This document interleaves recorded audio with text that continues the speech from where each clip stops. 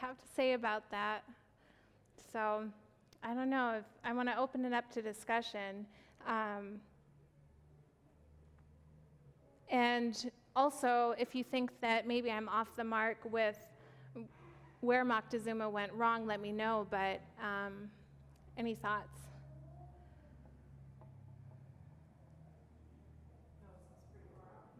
What's that?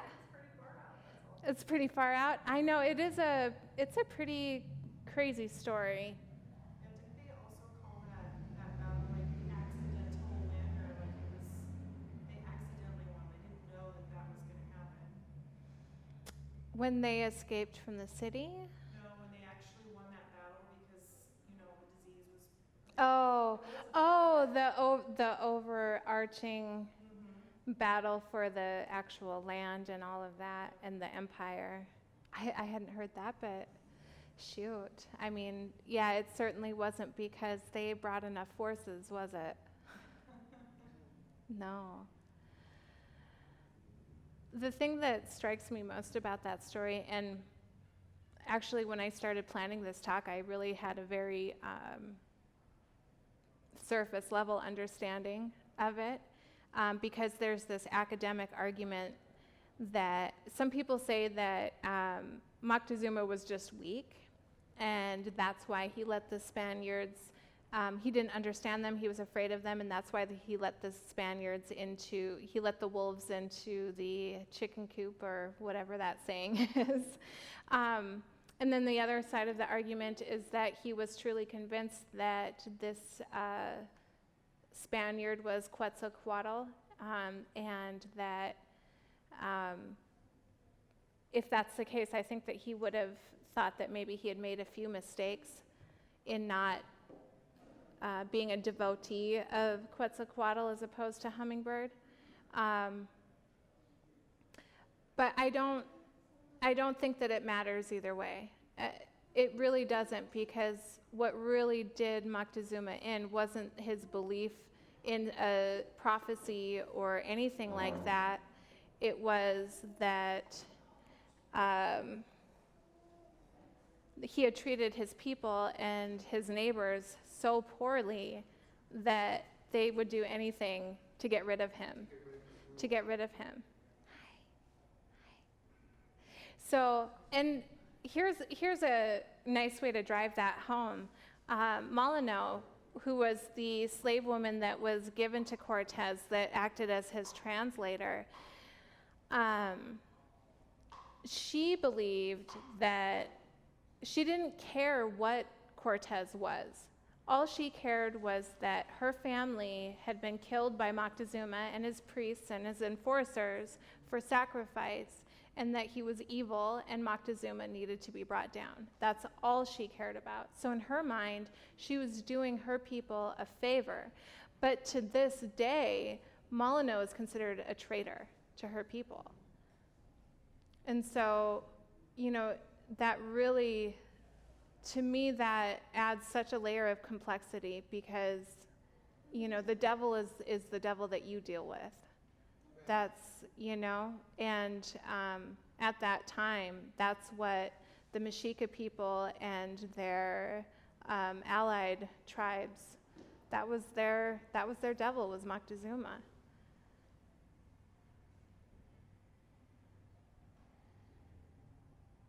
So, and I just thought that was interesting. So did Moctezuma think that he was doing a good thing because he was taking care of his people and feeding his people? I think that if he thought... Or was he just doing it for his own gain? It's hard, right? Because not only was this almost exactly 500 years ago, it was, he was killed in 1520. We're in 1519, but June of 1520 is when he was killed. All I can really do, this is all speculation, all I can do is put myself in Moctezuma's shoes. And if I were the head of this city-state and all of my people were fed and they were all busily working and I had plenty of human sacrifice, I would think that everything was going fine. I don't think that he ever considered that anyone, whether they were his allies or his enemies, I don't think that he ever considered that they would think that his methods were extreme. I think that he spent so much time communing with this God in this psychedelic trance that was the only thing that was true to him. His reality was so influenced by his own personal experience that everything around him kind of reinforced that he was doing the right thing. Which makes me really curious about his mindset when Cortez shows up and may or may not be this returning God. You know, I just wonder, did he think, you know, gosh, I put all my chips in the wrong basket, or you know what I mean? It's just an accident. Yeah. And you just happen to fit the bill. Well, you know, from a modern American perspective, you know, that's clearly all you can take away from it is that Cortez really capitalized on the right place, right time kind of a thing. He didn't know anything about a bad omen in the form of a comet flying over Moctezuma city. He didn't know anything about, you know, a prophecy of a returning God, or that the God would have attributes that he could absolutely attribute to himself. He didn't know that. But I think that, you know, as a military leader, it was certainly, you know, if that's how you measure right and wrong, he certainly did the right thing by capitalizing on that. Right. Opportunist. Yeah. Yep. Never let an opportunity pass you by, you know? Which reminds me of a quote, I can't remember who said it, but it was about the Iraq War, and it was in 9/11, and they said, never waste, or a tragedy is always an opportunity. Yeah. And in this case, that's exactly, I mean, there's another example. Cortez was very opportunistic and used that to his advantage, for sure.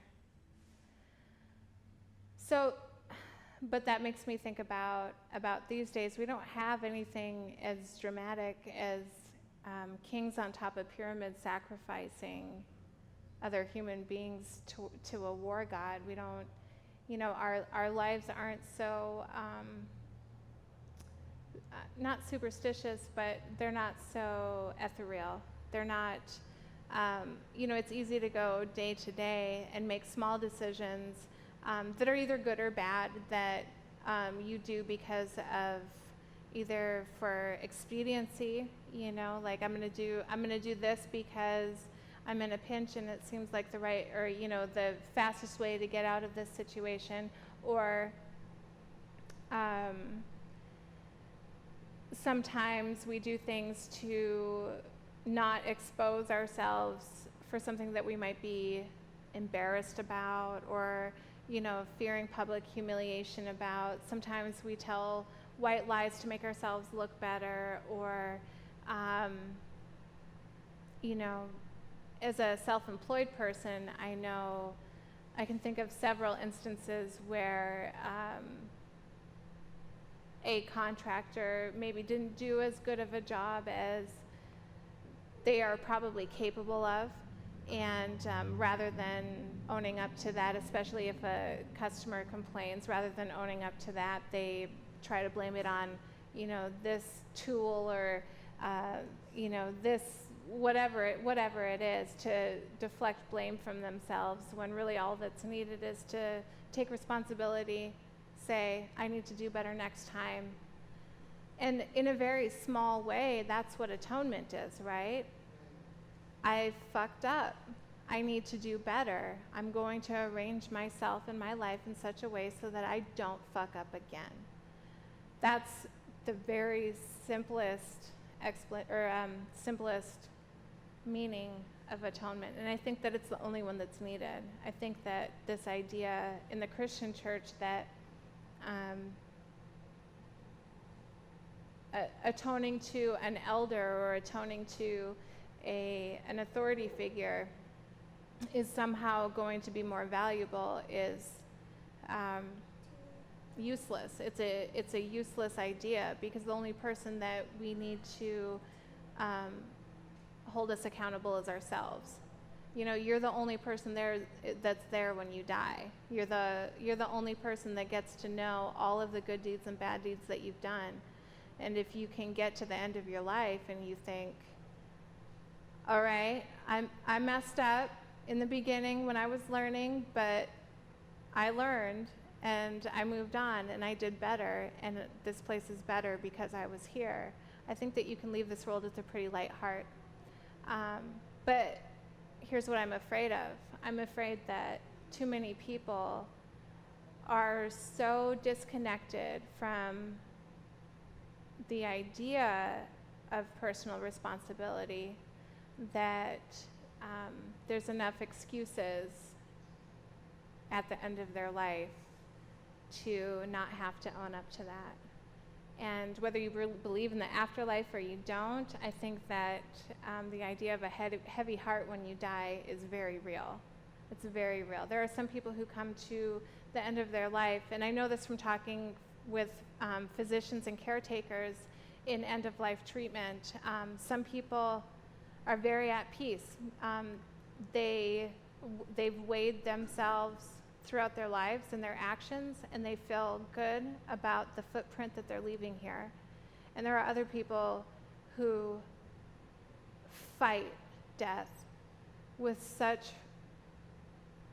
ferocity that one has to ask themselves, what did they do? What are they afraid of?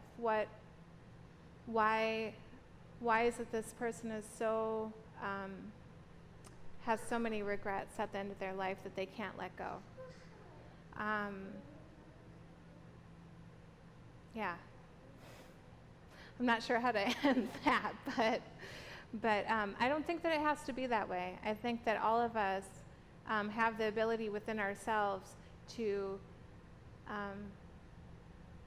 find our true, authentic selves, because I don't believe that our true, authentic selves in the individual is capable of bringing harm into the world.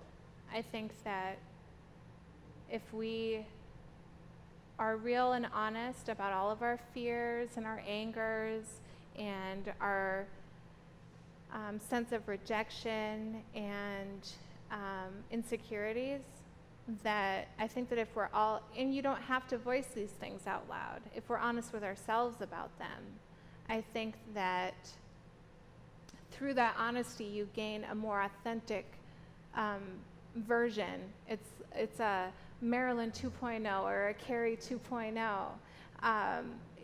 You level up, I think, by letting go of all of those negative emotions that maybe hold you back and cause you to behave in ways that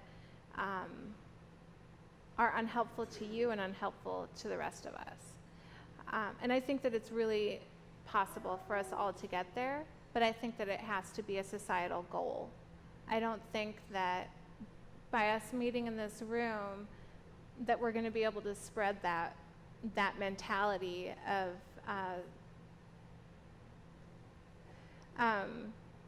self-responsibility.